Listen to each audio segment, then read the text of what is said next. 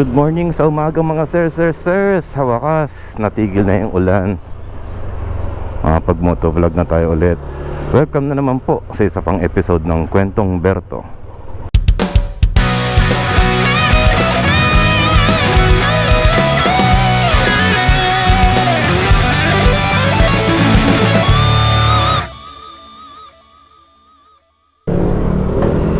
Uy, bagong handle grip oh, JRP. Salamat pala kay Boss Vince ng RevZone PH sa pag-sponsor ng handle grips na JRP. Salamat sa iyo, bossing.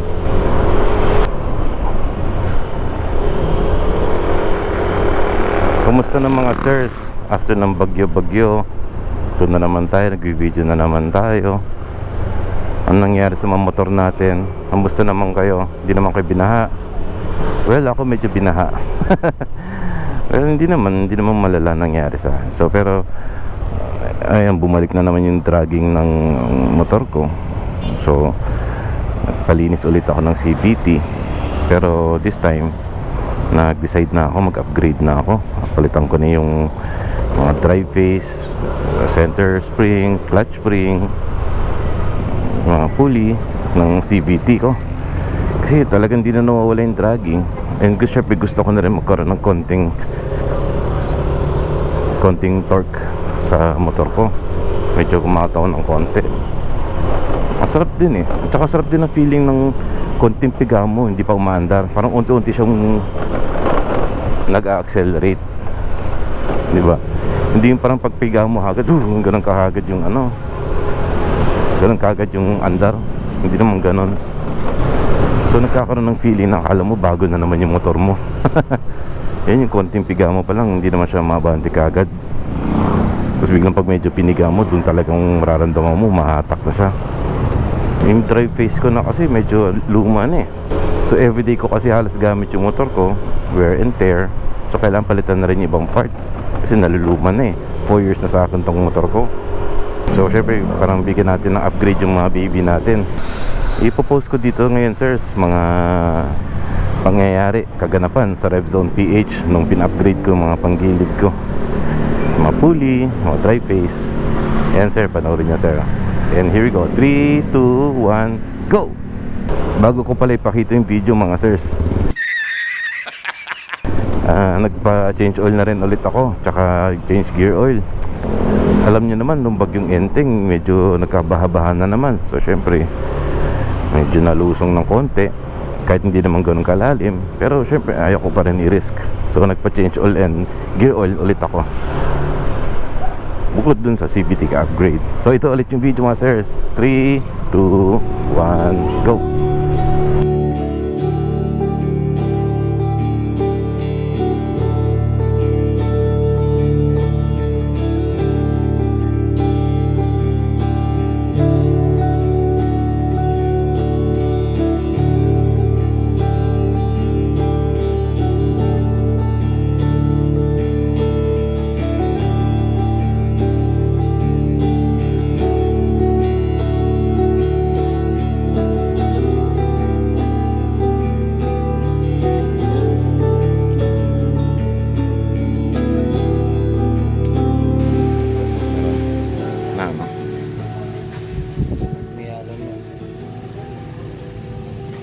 Sirs, ito yung mga nangyari sa...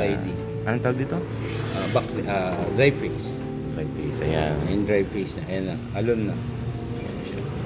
Marurumi talaga yung kuko natin. Yan talaga pag mechanic. Bumakat na yung belt. So, hindi siya masyadong, hindi na yung takbo niya. Yung belt niya kasi hanggang dito lang lagi. Tsaka pag marumi, yan, nababasa. Nag-i-slide. Yan ang nangyayari. Backplate. Sama na to sa set eh. Mga matataling na rin yung backplate. Pero ito, okay pa naman to. Wala pa naman to sila. Ito na ano naman to. Pwede na ma-import yung mga matataling na ito. Yan sumisira ng mga bola. Kaya nagkakaroon lang. Ayun yung panggilid ko. Kasi Boss Vince, mga sirs. Yan.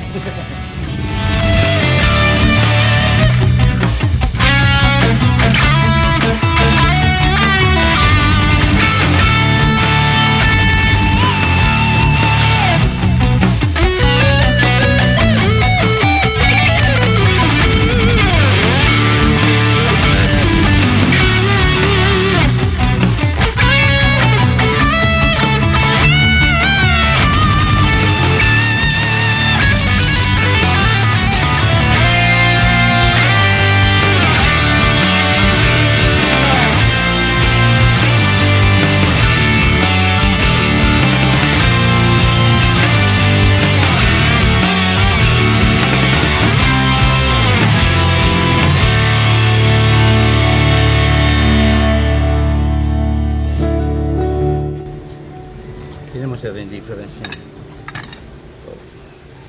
Layo Pantay nga. yan, di ba? Wala na eh. Ito parang kinain nga ito. No? 3 years Yung eh. bago. Okay na rin. Sulit na sa 3 years. Eh, fully set. Kita mo. Ang layo nga, no? Difference na. Ayos. Kapag ano sir, kapag gusto mo ng power ng engine, mag-upgrade ka ng engine. Ayun lang. Ito kasi transmission to. Torque lang yung pinag-uusapan natin. Arangkada, Pang gitna, overtake, dulo. pag Yan. kailangan mag-overtake ng biglaan, Yung mga alanganing overtake yan. ililigtas ako ng kalan.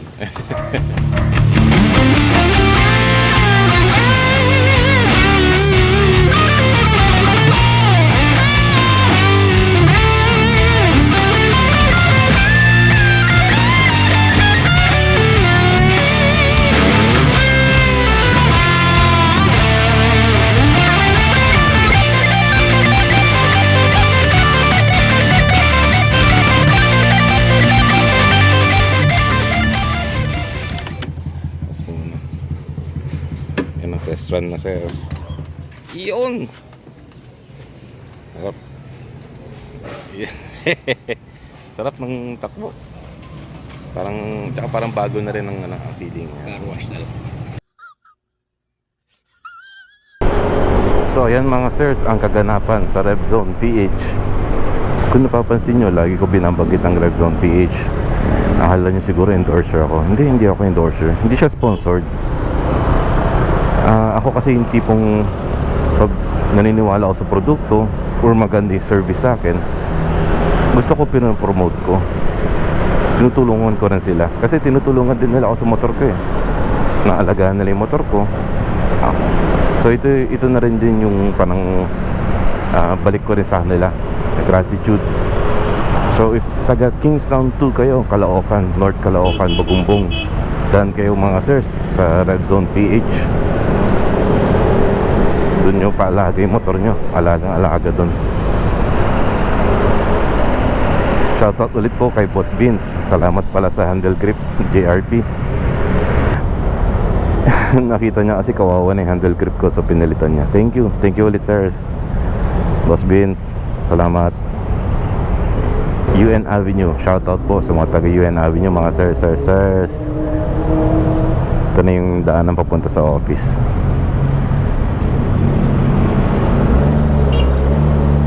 Kaka-go lang sir, huwag nyo na akong businahan. Kaka-green lang eh. Tumamadali si sir sa likod. Tagal ko na hindi dumaan dito. Dati kasi na-assign ako sa head office eh, doon sa Paco. Siguro mga 5 years ako doon. Puro paperworks. Nagamit ko rin yung mga knowledge ko sa Excel, sa Word. Office works. Nakakatuwa rin mag-office work din. Yun nga lang, nakaupo ka lang sa opisina, sa table, maghapon ka nandun, karap mo computer, lalabo lang mata mo, masisira mata mo. So nag-ano rin ako eh, giveaway na rin ng katawan ko, di ko na rin kaya yung stress. And yun nga, lumalabo ang mata ko dahil sa kakatitik sa computer maghapon. Nag-decide ako, pabalik ako sa branch namin sa MOA para maging salesman na lang. Mas ganun eh, for me, mas stress-free yung ganun eh. Hindi ako na-stress eh. Yung tipong pag-uwi mo, yung trabaho mo na sa opisina, sa branch, wala kang inuuwing problema. Kayo mga sirs, sa mga office, di ba nakaka-stress din, di ba? Uwi ka na nga, day off ka na nga, pero may stress ka pa rin sa work. Di ko na rin nakayanan. Siguro hindi rin talaga ako fit sa ganung posisyon. Pero mas maganda na lang yung hindi ka boss or hindi ka leader or hindi ka manager or ganun, para stress free. Shoutout po sa mga taga Taft Avenue. Sirs, bahayin pa rin ba dyan pag umuulan?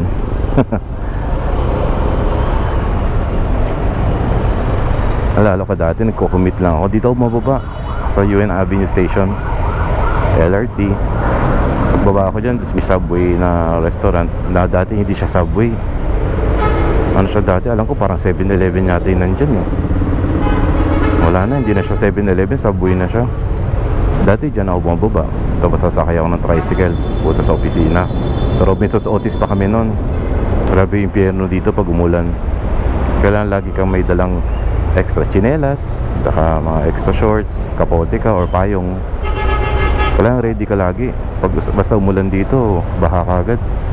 Sa LRT naman, naranasan nyo na ba mag sardinas dyan? Siyempre, lahat tayo nakaranas ng sardinas pag nag-LRT tsaka MRT, di ba? Naranasan nyo rin mag-trip to Jerusalem dyan sa LRT. Ipagpasok nyo, agawan kayo sa upuan. Trip to Jerusalem. What?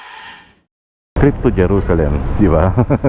Ganun yun, parang nag-aagawan kayo ng upuan.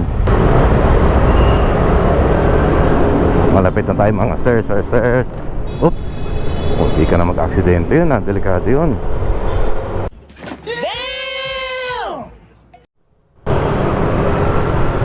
San Marcelino Street, dyan ako maabang dati ng minibus.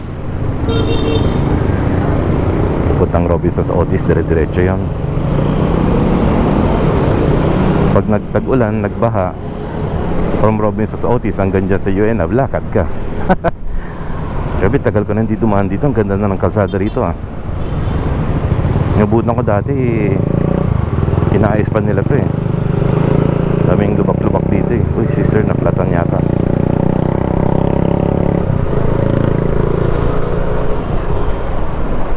Meron dito yung masarap na na Mediterranean restaurant. Nandiyan pa kaya? Kalimutan ko yung name pero alam ko dyan sa may ibandang tulay malapit sa Unilever.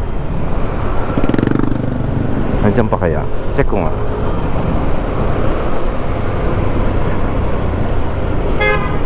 Asad, yan, Asad. yan yung masarap na biryani chicken. Chicken biryani, sorry. Diyan masarap yung chicken biryani. Authentic na authentic.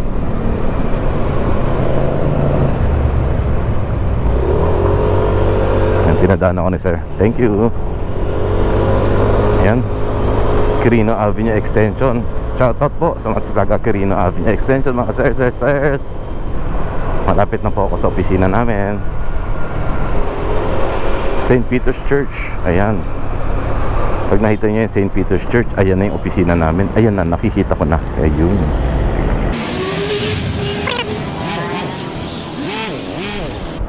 Parang kilala ko tong motor na to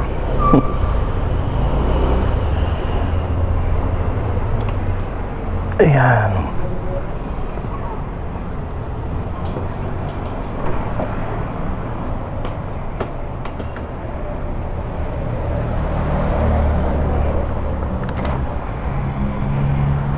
Ayan mga sirs, head office namin.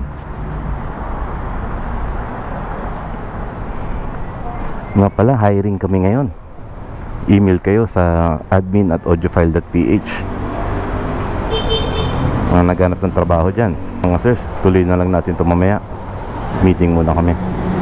One eternity later. Ayan, tuloy na yung kwento mga sirs. Ito yung mga kasama ko. Boss Ronel! Hindi ako kita. Boss! Okay, Kit! Ingat. Ano tayo na namin sir?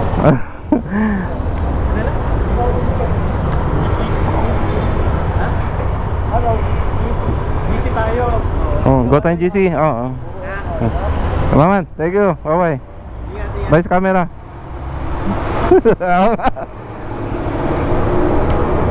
Yun na, tapos na ang meeting namin mga sirs. Balik na tayo sa aming branch. It is now 1:30 PM. Kunti na lang, di ka nang kainit. Uy, mainit na ulit.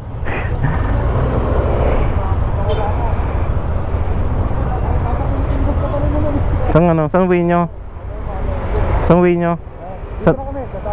Dito ako. Liligaw ko itong dalawa. Pag ganun ka? Sige. Dito ako. Paano ako? Quirino Rojas. Ingat. So ayan mga sirs, balik na tayo sa branch ko. Biyahe na naman. Tapos na yung meeting namin. kwento, lunch, libre lunch. Ang sarap to eh, saya din eh, no? Dito na po tayo sa Quirino. Ayan si Sir, tumatawid. Patawirin natin yan. Sarap din bumiyahe, buti na lang wala ng araw. Grabe na kayo, ilang linggo tayo na puro ulan ng ulan. O siya mga sirs, hanggang dito na lang po. Kung nag-enjoy po kayo sa video ko, huwag nyo kalimutan mag-like, subscribe, and share. Basta tandaan nyo, sharing is caring. Hanggang sa muli mga sirs. Paalam.